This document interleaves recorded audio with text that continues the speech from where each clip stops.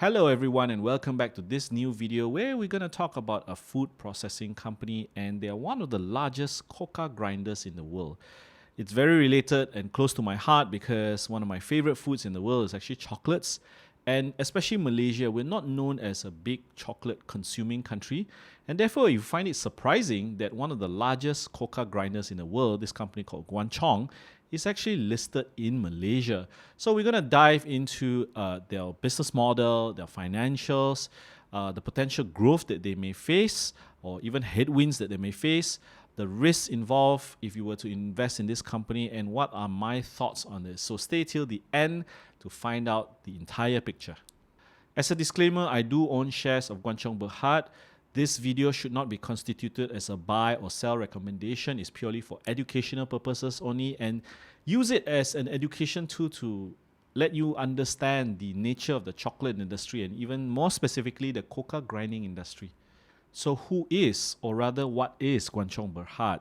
They're a public company since March 2004, listed on the main board of Bursa Malaysia since 2005, and they have three main subsidiaries, namely Guan Chong Cocoa Manufacturer, Guan Chong Trading, and Enrich Mix.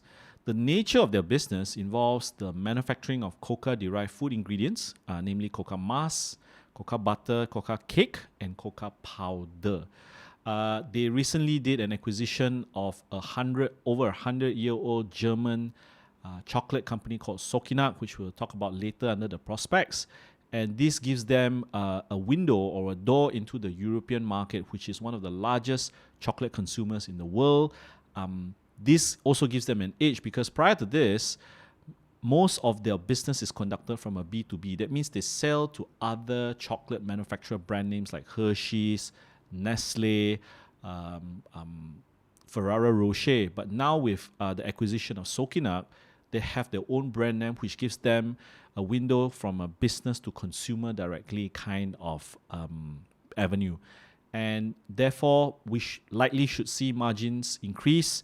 We should also see a better product mix of higher average selling prices for their products, because rather than just staying on the back end and also only producing the raw ingredients like cocoa mass, butter, and cake and powder, they now can move into industrial chocolates, which is something that will give them better margins going forward. And with their recent expansion into Ivory Coast, which we'll also talk about slightly more later, it gives them a ready market into a brand name, a very old, very traditional brand name in Germany, gives them a ready market to actually sell whatever they grind from Ivory Coast. Before diving into the chocolate industry value chain, let's first find out a little bit about the raw materials, in which case it's the cocoa beans. So who are the largest producing countries of cocoa beans in the world? And it's not even close, like Côte d'Ivoire or Ivory Coast actually produces 2.2 million metric tons of cocoa beans a year. That was 2021, 2022 numbers, and the second guy is not even half. It's like Ghana, 822,000 metric tons. I mean, the closest Malaysia has as a comparison is probably Indonesia. They're joint third and fourth, actually. Yeah, fourth and fifth. At 280,000 metric tons. Malaysia is nowhere close, even though we do produce cocoa, but it's not even close. So, yeah, Guan Chong made a right move in going to Ivory Coast because that's where they can get enough beans rather than relying on local or regional beans, which in this case only comes from Indonesia. And based on my research, if you look at the quality of the cocoa beans being produced, the Ivory Coast cocoa beans are the best. You actually pay premium to get Ivory Coast cocoa beans, actually. So I thought I'd just like to add in some interesting facts about chocolate as well, especially the consumption behavior around it. Ironically, Valentine's is not the best time to buy chocolates, but Halloween is the most popular time of the year to buy chocolate.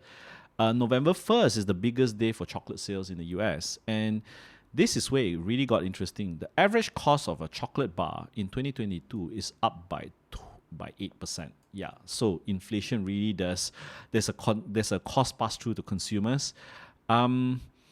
the continent that actually consumes the most chocolate is not the Americans. It's actually the Europeans, and the Swiss eat the most chocolates in the world, 25.5 pounds per person per year, right? Europe's chocolate market is the largest, 45 billion in chocolate sales projected just in 2022 alone. China is actually growing really, really fast, even though it's like 4 billion, which is like 1/10 or 1/11 of the European chocolate industry or chocolate market. I think with rising consumer spending power, I think chocolate will definitely be something that more Chinese people actually consume as well. Who are the top cocoa producers in the world? These are the global giants. The first, very big, Barry Callebaut. Second, Cargill. Cargill is known more as a commodities trader as well because they deal with soybean, corn, even wheat. They're a big commodities trader. Olam is right up there, and Mondelez, a very famous brand. They are the guys that produces your Oreos. And Guan Chong right now, this is a little bit of an outdated number. Actually, Guan Chong is right now at number 4 in terms of grinding capacity. And we're going to talk about Guan Chong's additional capacity expansion in the next segment. This is Guan Chong's current capacity. They have very big bean grinding capacities down in Johor as well as Indonesia. Their Indonesian plant is currently at a capacity of 120,000 metric tons. And their Sokinak plant in Mannheim, Germany, is not having a very big bean grinding capacity, just 7,000 metric tons, but it is purely up to cocoa mass only. Where Mannheim, Germany actually does give a value add to the Guan Chong Group is actually their annual industrial chocolate capacity. That's 90,000 metric tons. What is under construction? They are called the Ivo plant, 60,000 metric tons in San Pedro, Ivory Coast. And the Sokinak plant in Mannheim, they're adding another 10,000 metric tons for their industrial chocolate capacity as well. So it's going to bring it up all the way to about 100,000. UK was also seeing an expansion, 16,000 metric tons for their industrial chocolate capacity as well.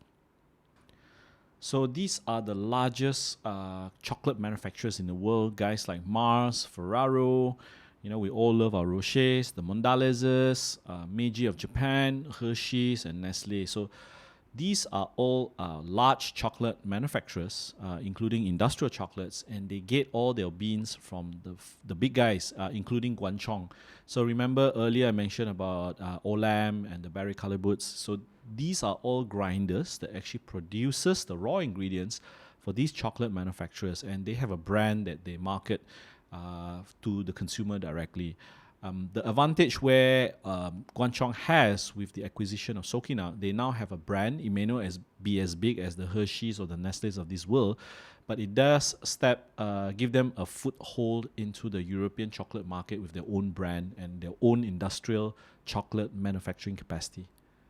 Looking at Guan Chong's financial numbers, it's been consistently above 2 billion in terms of sales. They were slightly down in 2017, 2.3 billion dropped to about 2.14 billion. Profit-wise, every year profitable over the last 5 years. And if we track from 2016 until 2021, they almost doubled their sales, 2.3 billion all the way to about 3.9 billion. So pretty impressive. Kudos to the management team at Guan Chong and the entire company. In terms of operating cash flow, there are years when they're negative. 2017 it was negative. 2019 again it was negative, and then 2021 it was negative. But if you trace it a little bit deeper, you will realize that the negative cash flow is often affected by negative changes in inventory. But if you dig another level deeper, you realize that cocoa beans that are grinded are always forward sold.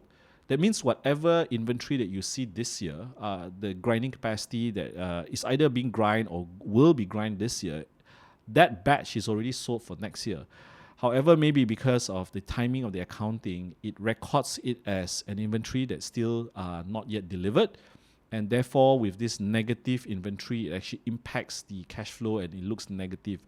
Therefore, let's not look at the operating cash flow in isolation, understand the nature of accounting for that particular industry. And, looking at their numbers, is as the fourth largest grinder in the world, having forward sold a lot of your inventory is just timing of recognition. Therefore, you get a deeper understanding of where Guan Chong really is and how well managed they are actually.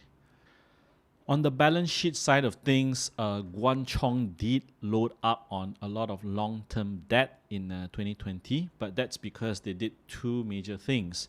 One is they aggressively expanded their factories in Côte d'Ivoire or Ivory Coast, as well as their purchase of Sokinak. As you can see, in 2020, capital expenditure, on average, it was less than 100 million. If you look at these numbers that I'm circling over here, right?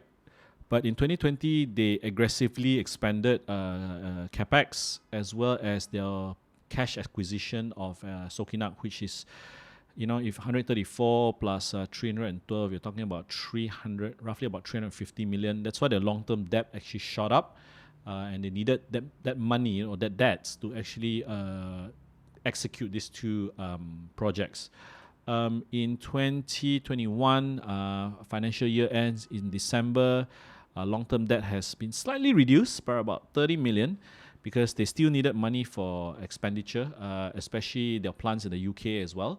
So, I don't blame them for growing their business, because if you keep a lot of cash or you don't take on necessary debt to grow your business, provided you are well managing the income that's coming in to actually pay down your debt, I think it's a good thing, especially for knowing they are at the fourth largest grinder in the world. They know there is a high demand for grinding capacity, and this is what they specialize in. Sometimes you have to strike when opportunity presents itself, and kudos to the management in trying to take this bold step going forward. We should also look at the risks if you were to take a position into Guan Chong's shares. So what are the risks that I see? First one, even though they are the fourth largest coca grinder in the world, they face very stiff competition from guys that are much better capitalized, have a bigger brand name, have a long history in this industry. The guys like Barry Callebaut, the guys like Olam, the guys like ADM. I think ADM already sold off their portion over to a competitor. So much more well capitalized, and guys that are based in Europe, which is like the chocolate center of the world. So that's the first risk. The second risk is actually the risk of undersupply for raw materials.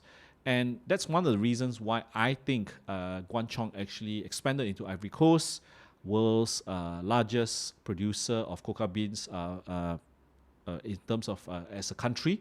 They used to, in Malaysia, even though they had coca grinding plants in Malaysia as well as Indonesia, the quality of the beans couldn't match that of the Ivory Coast. And I think going into Ivory Coast helps alleviate the risk of undersupply of raw materials.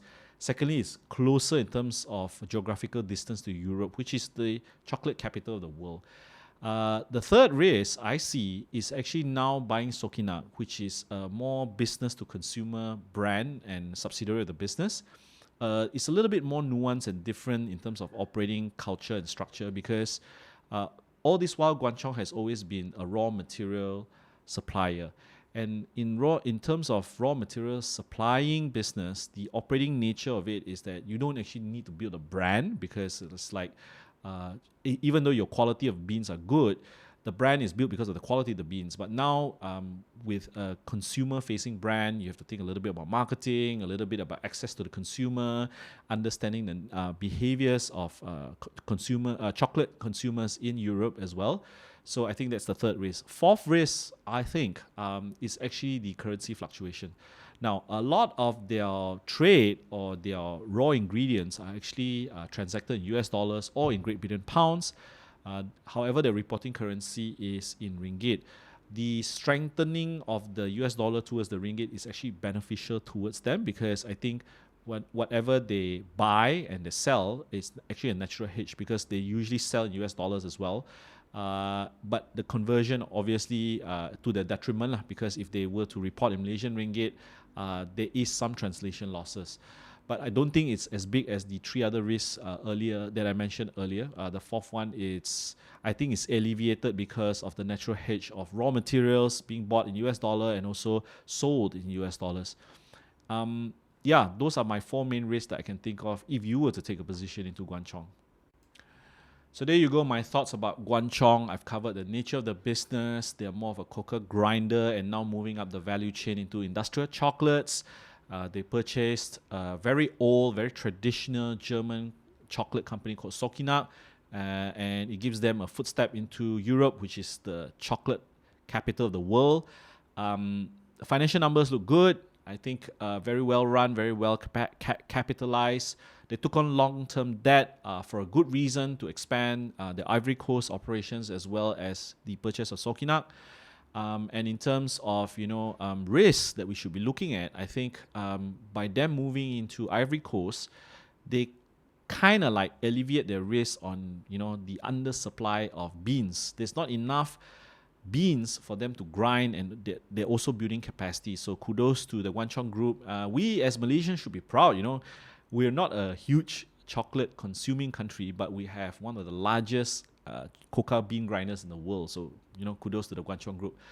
If this video has given value to you, please subscribe, consider hitting a like, as well as hitting that notification bell so that next videos are out for you.